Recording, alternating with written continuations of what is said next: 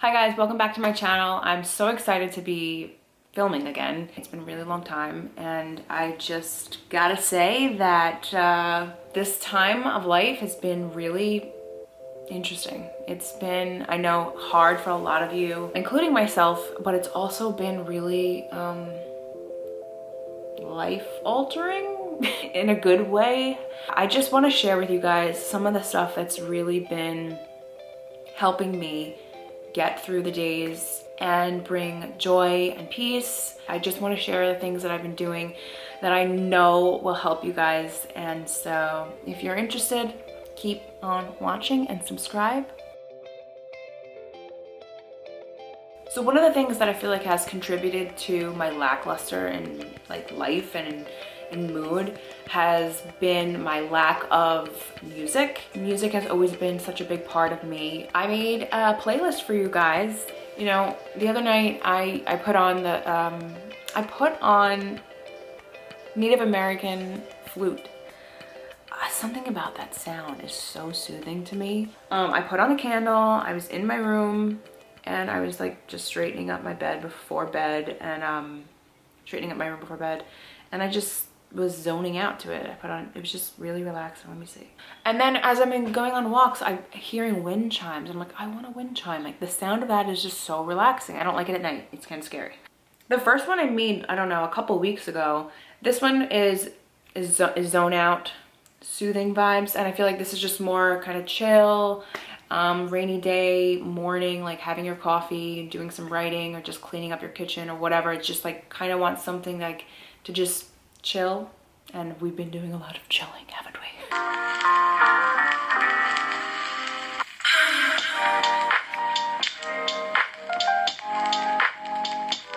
Okay, so that's the chill vibes. And then we have this one, which was inspired a couple days ago.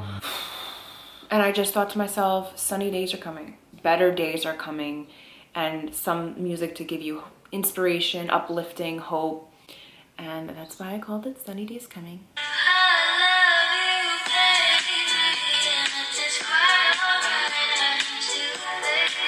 I got inspired just from one song, and I have just a playlist for you of some good vibes.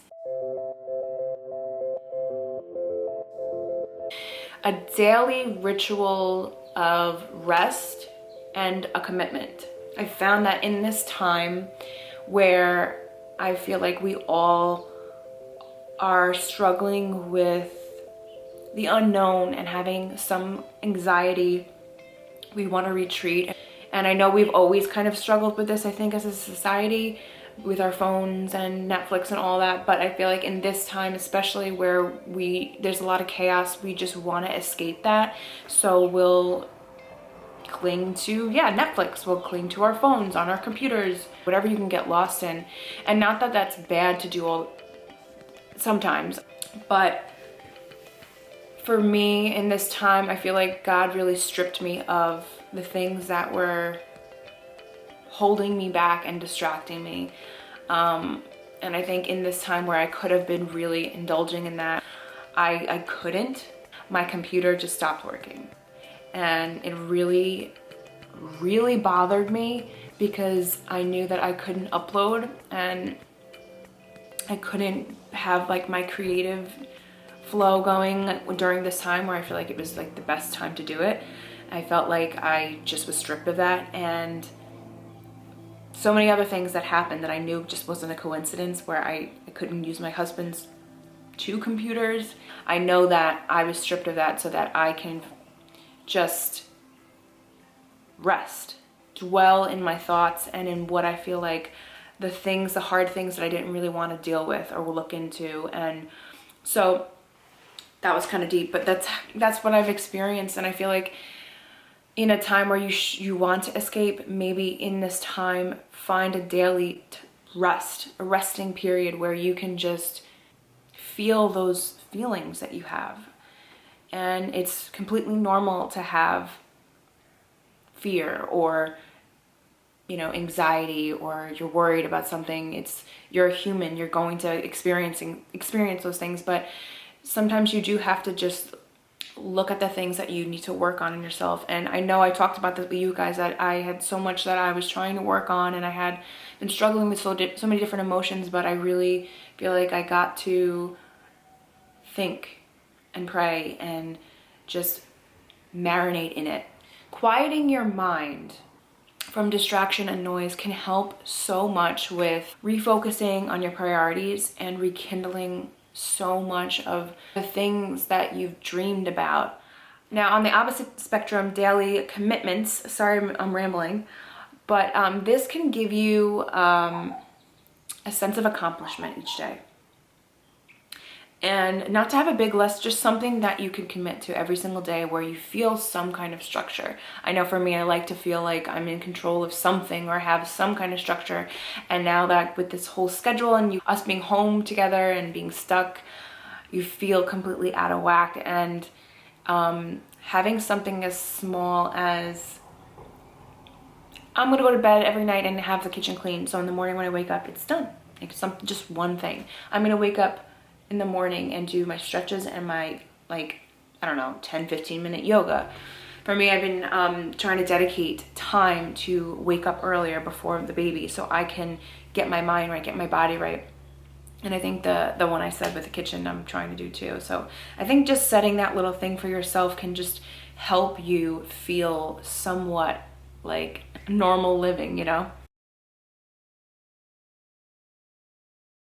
This is pretty redundant. I feel like so many people are suggesting this, and I'm sure you're doing it, but going for a walk every single day, if it's not raining, even for me, like a walk alone and then also a walk with my family, like two separate things, two great things to do. The time alone, by yourself, breathing in the air, having the sun on you, walking past, hearing the birds, being able to look at nature and your neighborhood in a different light, in a different perspective, with so much more gratitude for, you know, so much more appreciation for the things that you have and the things that you've taken for granted. You're able to enjoy being able to hear your thoughts and smell the fresh air, to think, to pray, to refocus your mind. On the other side with your family, I think it's just such a good time to bond. I think we all know that we haven't seen families take walks like they have now, or bike rides, and it's just been really cool to go on a walk and see other families walking. So it's a good time to bond, and it's a good time to just think.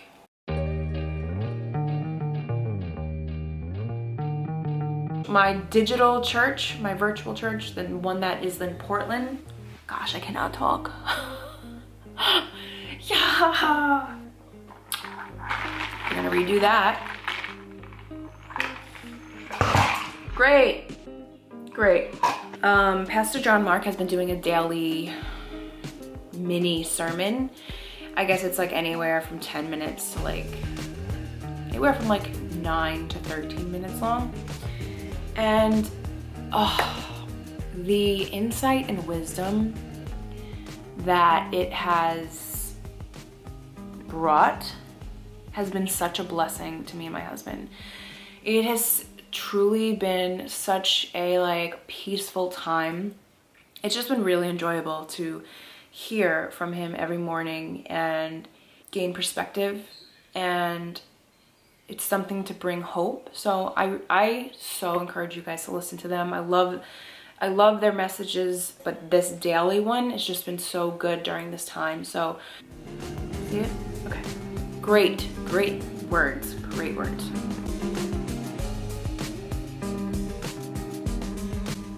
I feel like, you know, just saying the word be grateful is just not enough, and I feel like we know this already, you know. For the most part, I think we all know, like, if you're grateful and you say the things you're grateful for, it's going to help you. But sometimes we don't always put it into practice because we're either like allowing our emotions to lead us that day, or we just haven't put it as a priority. And so we go about our day and we don't really do it. And I think that being so mindful of what we have and the things that we are grateful for is beyond important in this time. And for me, in this season, I've just, even for my husband, we both realized how crucial it is to be grateful. And so whether it's writing down 3 things that you're grateful for every day, or you're just going to pray, and I want to share with you a verse that really goes with this.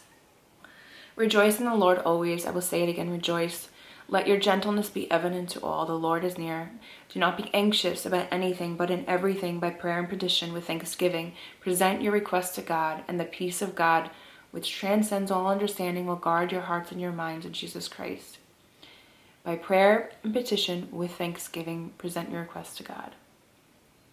And then, oh, this is good after that too. There's this Philippians 4:6-9. Finally, brothers and sisters, whatever is true, whatever is noble, whatever is right, whatever is pure, lovely, admirable, excellent, or praiseworthy, think about such things. Whatever you have learned or received and heard from me or seen in me, put into practice, and the God of peace will be with you. Such good words.